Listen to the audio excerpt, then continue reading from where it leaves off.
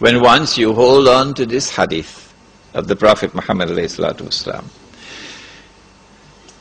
On September the 11th, the United States was attacked. We know from eyewitnesses that there were 2 aircrafts which struck at the Twin Towers in Lower Manhattan. And it could be that the aircrafts themselves caused the buildings to collapse. It could also be they got some help for some dynamite and so on planting before. We know from eyewitnesses that there was a 3rd aircraft which crashed in Pennsylvania.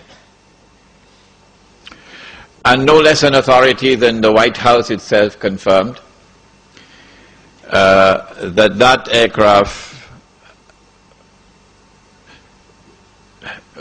the plan was for that aircraft to target Air Force One and to target the White House.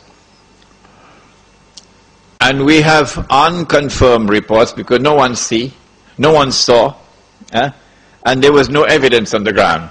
Absolutely astonishing, isn't it? A huge aircraft slams into a building and there is no evidence that the aircraft ever existed. The Pentagon.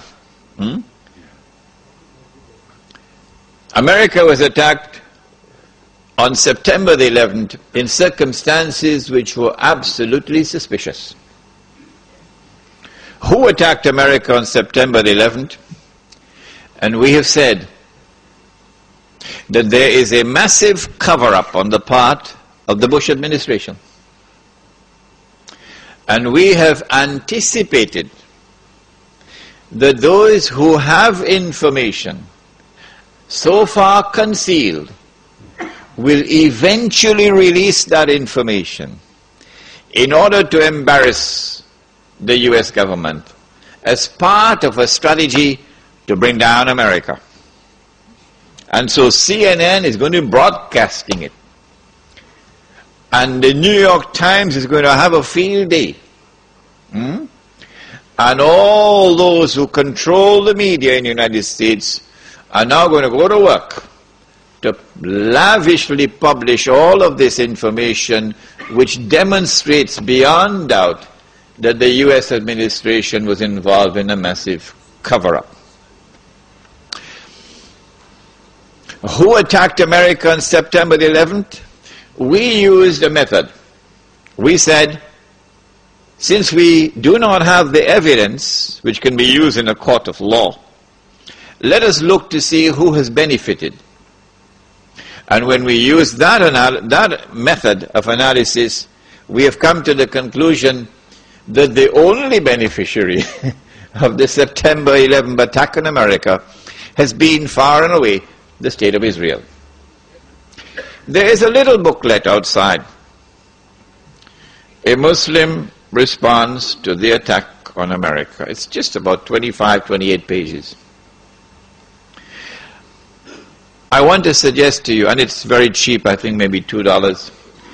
I want to suggest to you it might be a good idea to take this booklet and give it out to people who you think ought to have a little bit of brainstorming.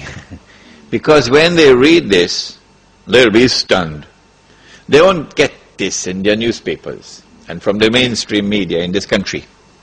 But when they read this, I think they're going to have, for some of them, an intellectual wake-up call. So that booklet is downstairs.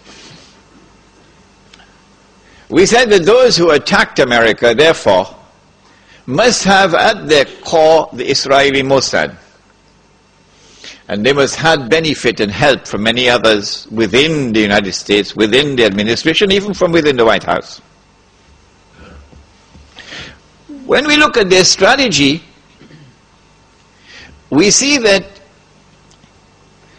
they put on board the aircraft a large number of Saudis. Sounds suspicious. Why so many Saudis? And these are not Saudis who are well known for their Islamic fervor for being what they call militants. No, these are middle of the road, normal Saudis who drive BMWs. Huh? People who attended American universities, for example. They were on board the aircraft and they died when the aircraft crashed. So these were the hijackers, except that one of them read in the newspapers that he was dead.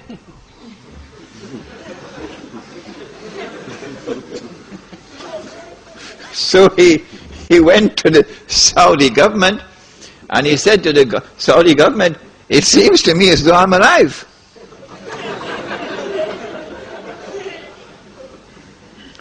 The Saudi newspapers published this article, which I read with my own eyes. This particular student had studied in Minnesota, I think, in the early 1990s. And in 1995, perhaps, he had reported both to the local police and to the Saudi embassy in the United States that someone had broken into his apartment and stolen his passport. Whoever did that used that passport to hijack his identity, and so they could put him on board the aircraft. And so the planning for September the 11th, 2001 started many, many years before. Which reminds me, I must tell you that when I arrived in New York in April 1991, through Allah's leave and kindness, within a matter of 6 months in New York, I had already been pushed to a very high profile position. Very well known in the entire New York metropolitan area. And then in November 91, when I had gone to the State University of New York in Stony Brook, someone broke into my apartment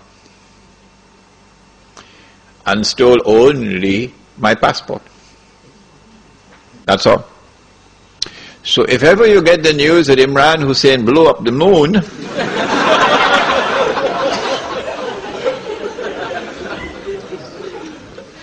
you'll understand the background.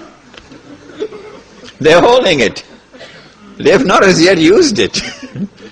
But the more I talk about it, the less likely that they can use it. My passport, therefore my identity. Why so many Saudis? It's suspicious. And why these middle-of-the-road Saudis? The answer is because Saudi Arabia, the government of Saudi Arabia, has a friendly relationship with the United States. In fact, there is something common between the state of Saudi Arabia and the state of Israel which would surprise you. They are sisters. The same forces who work for the establishment of the state of Israel are the same forces who work for the establishment of the state of Saudi Arabia. The same forces who have kept Israel alive today and guaranteed Israel's security are the same forces who have kept Saudi Arabia alive today and has guaranteed Saudi Arabia's security. And when the state of Israel is to be destroyed, Saudi Arabia also goes down into the garbage bin. They're sisters. But at the moment, the friendly relations and the good press which Saudi Arabia receives in the media in the United States of America, and the fraternal relations between the government of Saudi Arabia and the government of the United States stands in the way of those who attacked America on September the 11th. In what way? I said to you last time I was here that the United States cannot attack Iraq until a